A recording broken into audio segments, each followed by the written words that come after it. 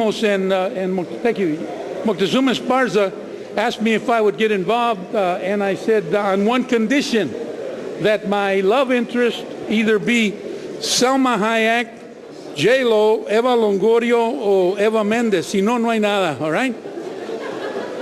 The next thing was, who was going to play me? Because I was a handsome bastard when I was young. It's me. So the first guy they said is Benjamin Bratt. That's why I'm a Peruvian kid, nice looking kid, but he couldn't get out of a long-term contract. So then the next guy they asked was, how about Mark Anthony? Mark Anthony, está muy huilo. No, it's not going to be a musical. No way. So anyway, they picked Mike Peña, a Chicano kid from Chicago, who is very prominent today. I mean, the vato was in Crash before.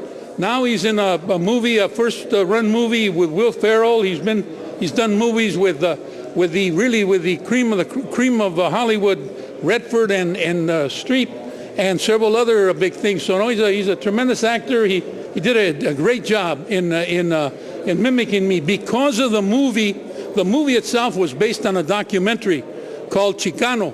Because of Chicano and the movie and Chicano itself, I was asked to go to the White House back in 1996. President Clinton invited me. Can you believe it? An East LA kid going to the White House? Hijo, don't steal nothing, be cool. And when I met President Clinton, he walked in the room, calote el vato. He could have been a tight end for University of Arkansas. Had a big smile on his face. I didn't see Monica Lewinsky anywhere, but he had a big smile on his face. And so anyway, when the next project, gracias, here's the next one.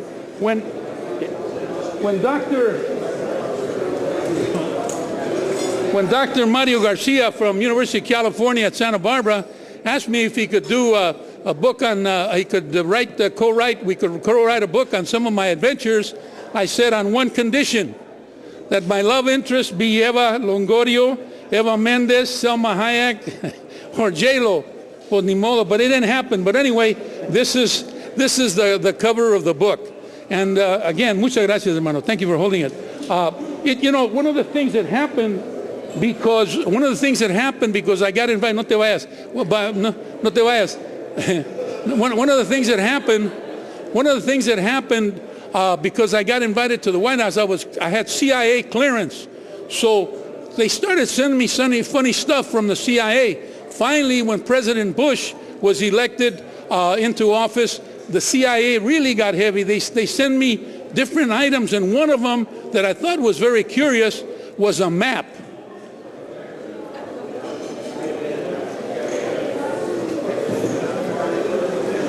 A map of Afghanistan. You got to turn it. See, the otro lado, see. Right there. A map of Afghanistan, all right? And in those days, they were looking for the Taliban and Osama bin Laden. They finally found the Gatavato. But I started studying the map of Afghanistan. What the hell I want a map of Afghanistan for? But I started noticing the names of the provinces. Aquí no están, tampoco están, Andes si están, no sé si están, and the one I'm going to visit soon, que gacho están. All right, thank you. Thank you. Give me a hand for that one. That's an original. Gracias. Thank you. That's it. You know, in reality, I guess a lot of the book is partly, you know, the historic walkouts. They were the largest strike of high school students in the history of the United States. Remember, that was way back in 1968. And originally, the estimates were 10,000, 20,000.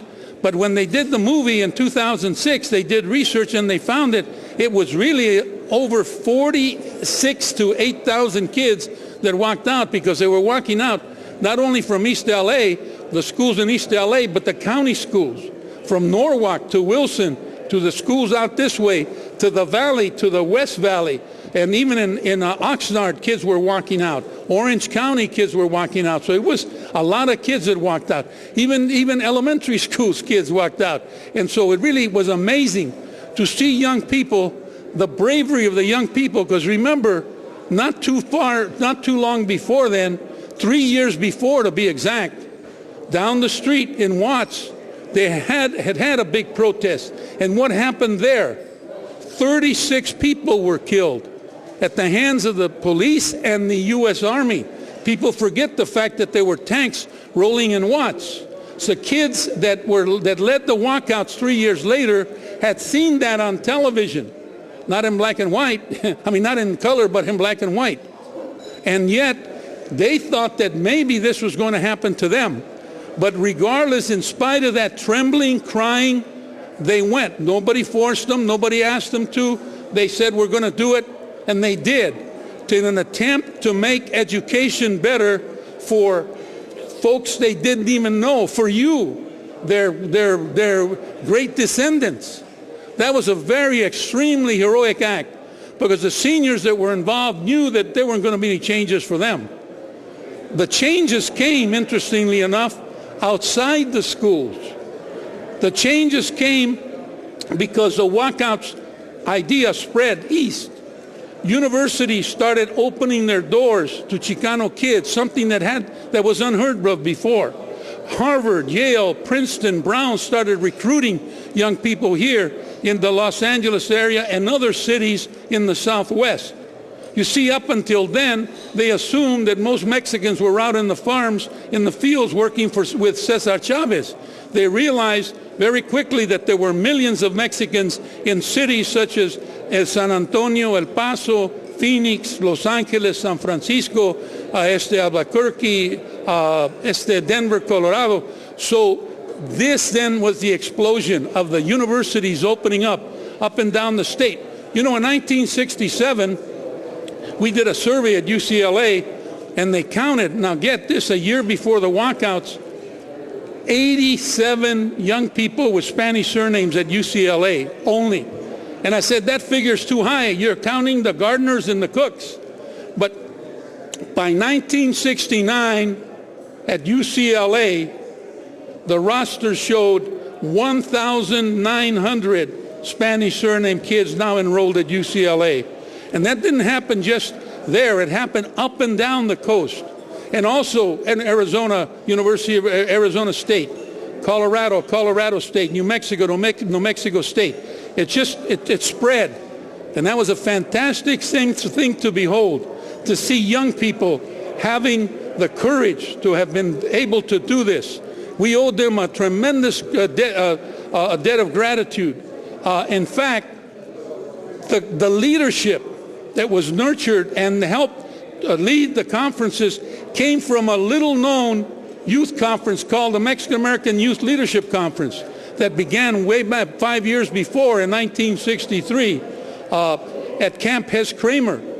In fact, there was a trouser manufacturer by the name of Tobias Katzen that had employees, a lot of Mexican American women employees, and all of a sudden there was talk that the Mexican American was low man on the totem pole. There had been a study done by a fellow by the name of Dr. Paul Sheldon out of Occidental College that showed that Mexican young people in the schools were getting shortchanged, that they were not really getting an education, a proper education, or an education that leveled the playing field. They were tracked, industrial arts, boys into carpentry and electronics, not electronics, electrical work, but they weren't even doing that. The best a boy could hope for to make at Lincoln High, I remember, was shoe shine boxes or little coffins. That's what they were doing. And the shop teacher was making a banjo, a beautiful banjo. At least if he had taught him to make banjos, siquiera hubiera estado más suave. And the girls, the young women, were tracked into industrial arts also, secretarial science. But most of them, as teachers said, were going to be homemakers, so they had a hell of a home economics class. Girls were learning how to fry eggs. That's what they were doing at Lincoln High School. And that was not only at Lincoln, but throughout schools in the Southwest. And the kids were fed up. The kids knew that they had been shortchanged. And as I said, the leadership that learned that things were not as they should be were created at Camp Hess Kramer back in '63. Tobias Katzen then the shirt manufacturer who had belonged to the U.S. to the L.A. County Human Relations Commission got together, and they were able to get the Human Relations Commission to sponsor the conference, and the conferences began. In '63, over 100 kids went to the conference, 200 kids went the next year, and the year after that, and now we were developing leadership. At first, kids from the conferences would complain that the doors were locked, that the bathrooms were closed, and they assumed that it was only happening at their schools. They soon realized that it was going on everywhere. The dress code was such that girls who wore dresses that did not hit the top of the chair when they knelt on the chair had to go home. They were indecently dressed. Boys could not wear mustaches. They were shaved. And the razor that they were using was a 1920 World War I razor. The kids looked like there'd been a fight every time the principal told them to shave. There were swats were very common. If you spoke Spanish, you got a SWAT. The only place where it was allowed if you were learning Spanish. But they weren't teaching Spanish as a foreign language, not in industrial arts. So the leadership then began there at Hess Kramer, and it was extremely effective. The reason I'm talking to you about the conference, because, and let me hold that in abeyance a little bit. The book itself is a story of a Mexican-American kid born in East LA, having gone through his family broken up because of the repatriation, supposedly, of undocumented. You see, the depression was caused by Mexicans, you understand. So they were hauling Mexicans out by the thousands back in the 30s. I was probably a year and a half when my father was deported. My mother had come up here from Nogales, Sonora, my father from Mazatlan, Sinaloa. They met up here and married, and I was born a year or two later. They were buying a house on Eagle Street. My mother once showed me the house that they were buying, and my father was working as an assistant baker. The migra came and vámonos, didn't care whether the fact that my father was actually a legal resident. If my mother had been working at the laundry she had worked at, I would have been an orphan, because they would have hauled her too. You see, there was no concern for whether you had your papers or not. I guess that's why we're in business as history teachers, because history repeats itself, doesn't it? But anyway, it's a story of that, the breaking up of my family, because my father of course, was down in Mazatlan. My mother was still up here. She had to try and keep the marriage going. One of those years, I contracted the German measles. I guess you wear a German flag when you have the German measles. Well, I had the measles, and I was in school in Mazatlan for a year because I wasn't allowed. I was quarantined, so I wasn't allowed to come back. My mother had to come back, so I spent a year, my first year of formal schools, because I had been in kindergarten at Belvedere Elementary before. But my formal school, the first year school, was at a little private elementary school there in Mazatlan. And of course, later I came back and started school again at Belvedere and later Rowan Avenue. That was my salvation, folks. Having gone to school there, with that first year of school in Mazatlan, learning all about my heroes, los niños héroes de Chapultepec, the 17-year-old Cuauhtemoc who held out to Spanish for 84 days. The fact that I was able to learn to begin reading, I learned math. I knew I was competent. I knew I had self-worth.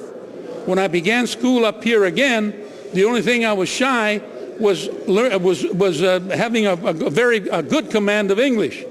So the teacher used to put me in the corner at Belvedere Elementary, almost with a dunce cap. I don't remember wearing a dunce cap, a donkey hat, but to me, she was the dumb one, not me, because I figured you're so big, you should be able to understand what the hell I'm talking about.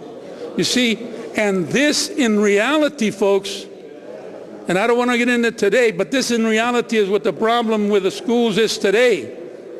And let me continue. The story goes on. It's a story of an East LA kid who hobnobbed with presidents, including Jack Kennedy, who you later knew as JFK. I was an advance man for him in 1960 when he ran for president.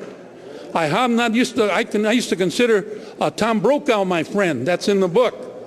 I brought him into East LA to see the Ruben Salazar photos of in front of the silver dollar. It's another story. Read the book, and it's sort of comical. I was a drinking buddy of Ruben Salazar.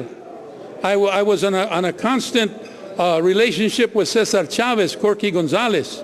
I knew the folks in Texas, the Raza Unida party. I met, because of the Jack Kennedy campaign, people like Frank Sinatra and Peggy Lee and Janet Lee and many other movie stars. Okay, and this is all an East LA kid. But later, of course, we froze. We brought LA City schools down to their knees, the second largest school district in the United States. We asked for smaller classes, more counselors, more college counselors, more schools. This is back in '68, folks. The teaching of American history with a real American slant, and I'll show you in a minute what I'm talking about. More administrators with Spanish surnames, because in 1968, prior to contrary to popular belief, there was only one principal in the LA City schools of 55 high schools that had a Spanish surname. There were probably about 4 or 5 elementary school principals with a Spanish surname out of the 200 elementary schools that were here already. Now, there weren't that many. There were about 90-some in those days. Middle schools or junior highs, we counted only 2.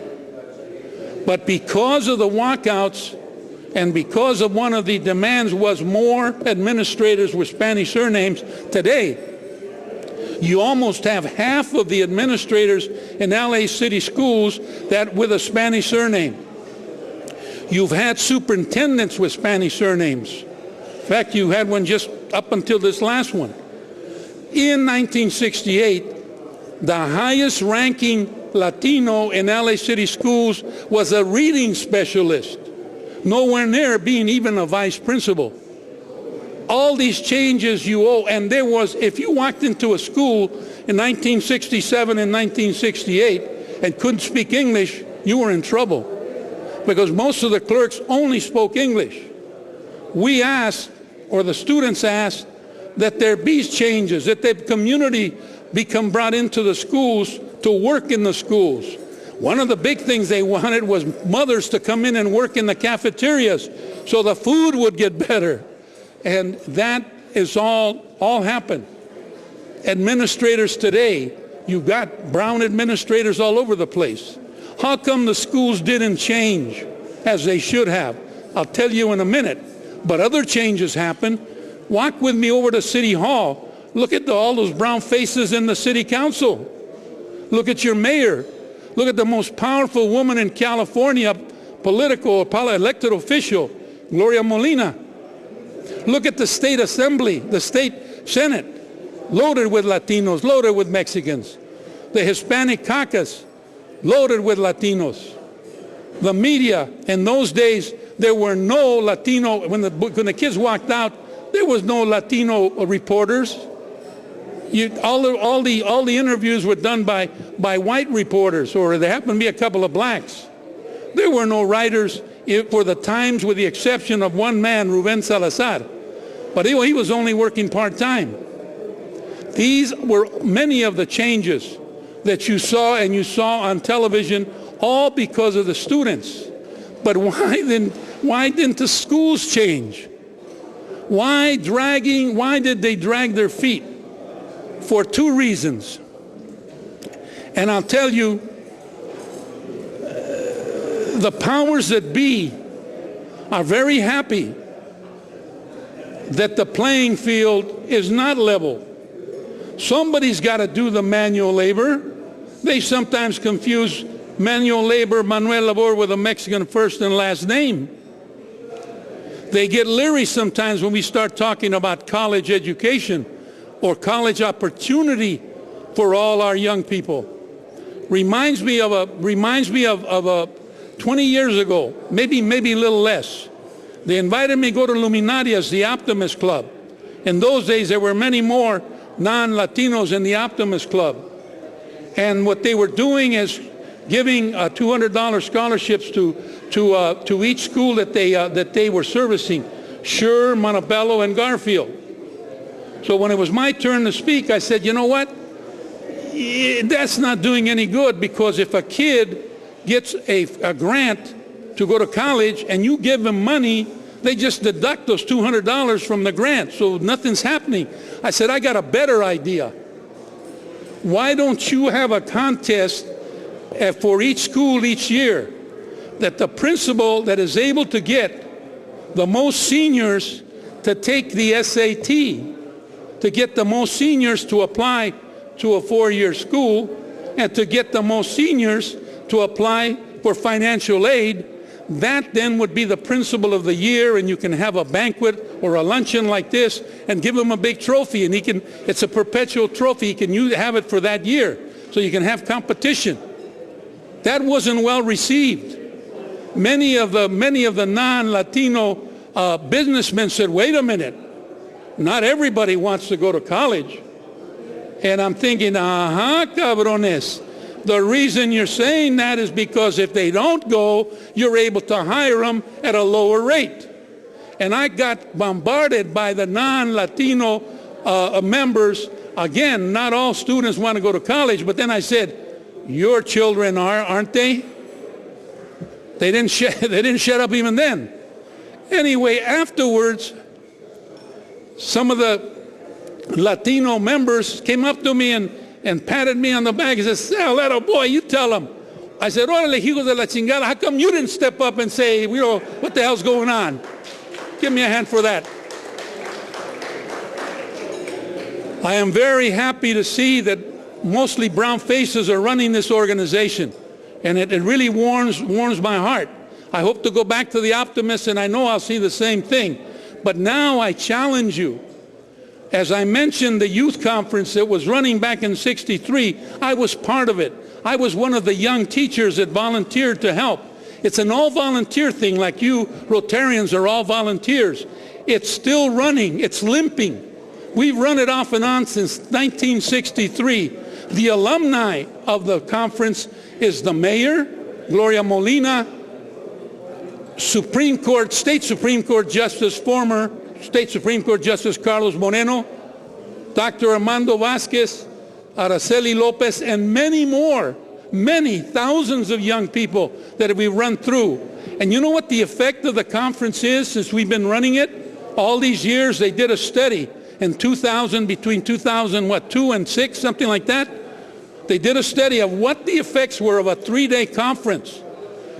100 to 150 young people, 11th graders, boys and girls, Chicanitos, all of them from all over the city and county, coming together for 3 days with 75 college students, college professors coming to speak to them, even having a fashion show. Can you believe it? Having a fashion show and run by the college students to show the kids how to dress for the world of work, even having dance lessons, teaching the kids how to dance the polka, how to dance bolero, so when they go to family reunions, they wouldn't be holding up the wall. They know what to do with their with the things that we're learning. Also, in order not to get away and the parents saying they can't come because they're going to miss Mass, we even had a Mass there. Remember, it's a Jewish camp. Can you believe it? At a Jewish camp, a Catholic priest saying Mass. It's interesting. And then we have a college fair on Saturday. We don't let the kids rest. Hell, when they get off the buses, it's really a shock to them because the first thing they're greeted with are mariachis. Can you believe it? A conference? And the kids getting off the buses, mariachis from the high schools that play for them. They also play for them at the end. It is so effective that when the kids go there, start there on Friday, they really don't want to go. I mean, there's better things to do at the school on the weekend, dances, football games, whatever. But you know, on Sunday when they leave, they don't want to go. They're crying, boys and girls. They're born-again Mexicans, born-again Chicanos. It's like a bar mitzvah, a Mexican bar mitzvah. They're walking 10 feet tall. And I'm challenging you to help us. Help us raise funds. We haven't been able to run one since 2008 because our funding was coming from LA City Schools. We still have an office. The LA City Schools still loves us.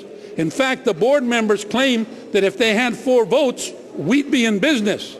In fact, when they named the school after me, when Monica told me, Monica Garcia, that they were going to name a school after me, I said, don't name the school, just give me the money to run the conferences. And I guess it was cheaper to name the school. But I am challenging you to help us, to reach out to other service organizations and help us find the money. You know, you could, it costs $500 a kid, by the way. You could select the kids, give them to us, and we'll take them. If they're 11th graders and they're in good standing in a high school, we'd love to take them. And other Rotarian and Rotary clubs around the county could do the same thing. Optimist clubs could do the same thing. Or if you all got together and had some big function so that we could run 2 or 3 or 4 conferences. You know, we have enough volunteers, college volunteers, to be able to run 5 conferences a year without using the same college kids. And as I'm telling you, we use 75 kids. And you know, it's right up the alley of the Rotarians, because one of the precepts of the conference is we tell the young people, you must be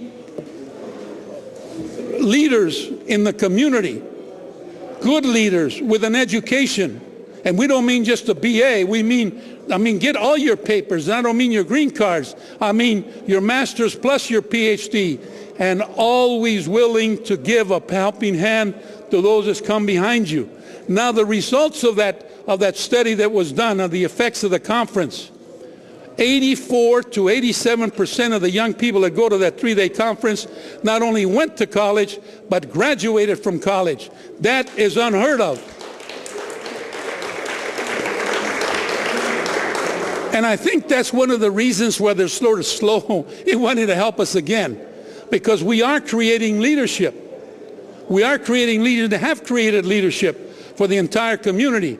We hope you can help us, not only you, but maybe reach out to the Mexican American Bar Association, the Hispanic engineers, the Hispanic business associations, and all these other professional organizations, because you see, you're helping yourself really. Because as the young people go to college and graduate and become professionals, they'll want organizations to belong like yours. So you're just perpetuating a membership. So please, I implore you, you can talk to Araceli Lopez, who's here, whose community agency is right here in East LA. Please talk to her or call me direct, and we'll be happy to, extremely happy to have you help us. A collaborative, a cooperative. We'll even call one of the conferences that you run, the Rotarian Chicano Youth Leadership Conference. That's fine, no problem. The Optimist Club, the Kiwanis, lo que sea. But let's get it done, because we're losing too many young people. As you know, we're still low man on the totem pole. Of all the Hispanics that they call Hispanics, but we ain't Hispanics. The only thing Hispanic we got is a high dropout rate. We either Mexicans or Salvadoreños, Guatemaltecos, Cubanos, Puerto Ricanos. I mean, you know, when we celebrate St. Patrick's Day, they ain't Europeans, they're Irish, correct? When we celebrate October the 12th for the Italians, they ain't European, they're also Italian. You know, when they have a big German festival in St. Louis, they ain't European, they're German. So hell yes, we're Mexicans and proud of it. Hell yes, we're Guatemaltecos and proud of it.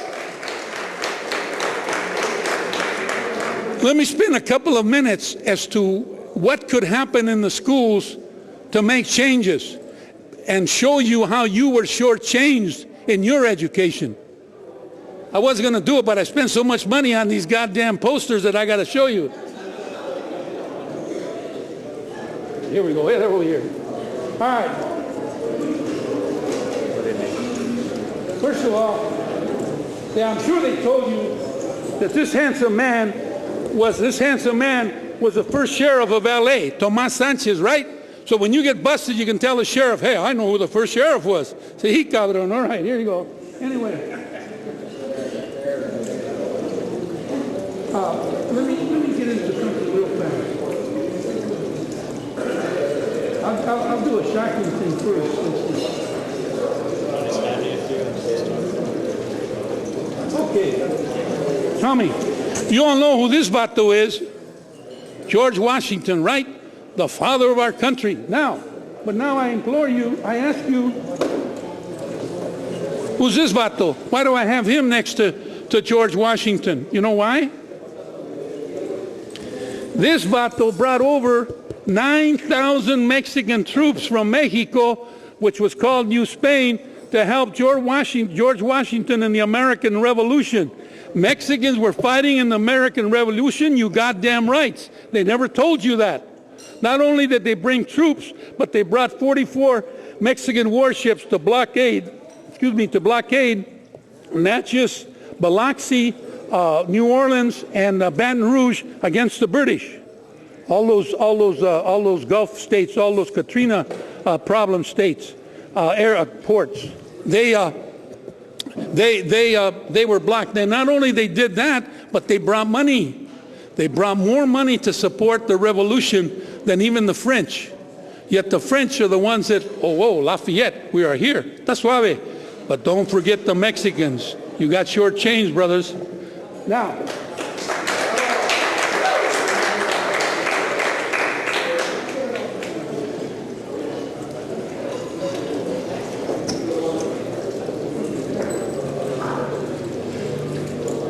I'll throw one at you. You know this man, Robert E. Lee, okay? Robert E. Lee, está suave. The southern leader during the Civil War. Well, guess what? When he surrendered to U.S. Grant at Appomattox Courthouse at the end of the war, guess who his honor guard was? A bunch of Mexicans, including this guy and this guy. Boy, they shortchanged you, didn't they? Here's another one.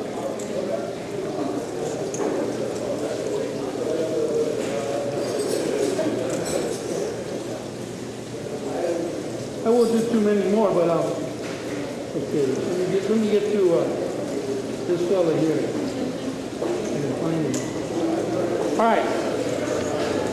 You know Abraham Lincoln, of course. We all do. Respected, tremendous leader. Well, this vato here was a friend of Abraham Lincoln's. What?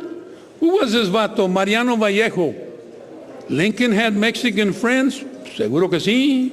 In fact, he had an idea, Mariano Vallejo, who, by the way, was one of the founding fathers of California because he helped sign the Constitution of California when California became part of the United States. Not only him, but I have several others to show you. We've had time. I would show them to you. I think I won't do that. But Mariano Vallejo, when he asked President Lincoln to help him with this railroad he wanted to build from Sacramento down to San Diego, Lincoln said, I'd love to, but right now, Mariano, my hands are tied. I got this problem down in Fort Sumter, South Carolina. I'll help you in 90 days, thinking the war would be over by then. Mariano Vallejo says, thank you, Mr. President. It gives me the opportunity to visit my son, Platon Vallejo, who's a surgeon in the Union Army station here in Washington, D.C. It gives me the opportunity to visit my brother, Salvador Vallejo, who's a captain in the artillery station here in Washington. Do you know that there were thousands of Mexican boys fighting on both sides? In fact, there's Mexican blood, Latino blood at Gettysburg. Teachers never told you that. I'll give you another one. President Lincoln, when he gave his famous Gettysburg address 77 years ago, our fathers brought forth on this continent a new nation, conceived in liberty. He, in his mind, said, I'm going to create a medal of honor, respecting and honoring the bravery of these young men, the Congressional Medal of Honor. The first Congressional Medal was given to 3 young men who happened to be minority. One kid was a black kid from New York by the name of Harrison. Another kid was another African-American kid from Pennsylvania by the name of Carter. But the third kid he gave the Medal of Honor to, posthumously of course, was Private Joe Castro from San Francisco. This is part of American history that we've been shortchanged of. Don't you know that if kids today would learn this in their American history classes, they'd have a hell of a lot more pride in knowing that they're Americans and have contributed. I mean, it is criminal that teachers don't teach this.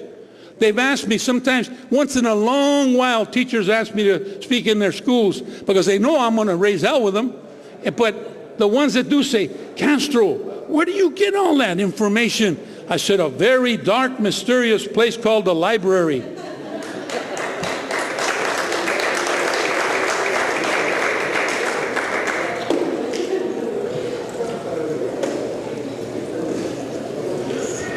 Teddy Roosevelt High School Rough Riders. You know what I want to do?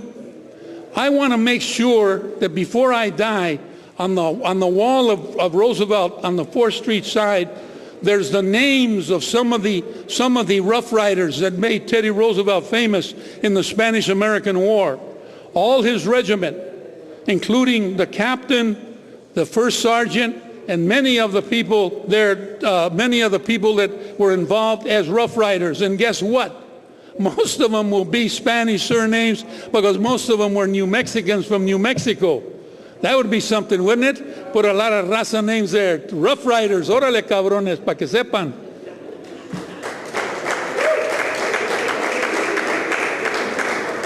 You know, Frank de Loma, when he was still alive, pobrecito, said that there were medals of honors given to raza all over the place, and even Marines. And some Gabacho colonel retired said, we've never given a medal of honor to any Marine that's Mexican. Who's Gene Obregón? Chop liver? Yeah, you know Eugene Obregón, there was a playground and is a playground named after him that is close by here. Handsome young man, Gene Obregón. That was him. I was going to mention, and I'll stop there, but thank you very much. I was going to mention another organization that's here. You know, in 1973, I was very grateful to a certain bank in East LA because I wanted because the Dodgers had come here under suspicious circumstances, as you know, the Chavez Ravine land grab and so forth. So I wanted them guys to pay back. So I said, why not have a scholarship fund, have a scholarship night at Dodger Stadium to give money, big money, to kids that are going to college. And so I went to Peter O'Malley and I said, how could you help us? They said, I tell you what, we'll give you the whole stadium at half price and you sell the tickets at full price and you can make all that money. Well, you know, we didn't have that much money. So then we said, what the hell do we do? He says, you know what? I got an account at the Pan American Bank. So what we did, we went to the Pan American Bank and each of us, 20 of us, got a $1,000 loan. And from the Pan American Bank, they oversaw it. We got the money, we got the tickets, and we had the conference. Not only in 1973, but 1974. And I'll be forever grateful to the Pan American Bank for having done that. You know, and I appreciate that. Thank you very much. And I hope the Pan American Bank and so forth also sees a way where they can help us continue to develop leadership. You know, I was worried at one time that there would not be a plaque for the young people at Hazard Park, the bravery of the young people. There's a plaque there. I'm in the process of getting President Clinton to come and put the plaque there at Hazard Park. I would now like to see the conference before I go see the man, the rapture upstairs, to the conference to be on solid footing so it can continue to develop leadership so that eventually, as I told the young people at Long Beach State on Sunday when I did the graduation, you need to get your MAs and your PhDs, all of you, because then at that point we can really kick ass. Muchísimas gracias.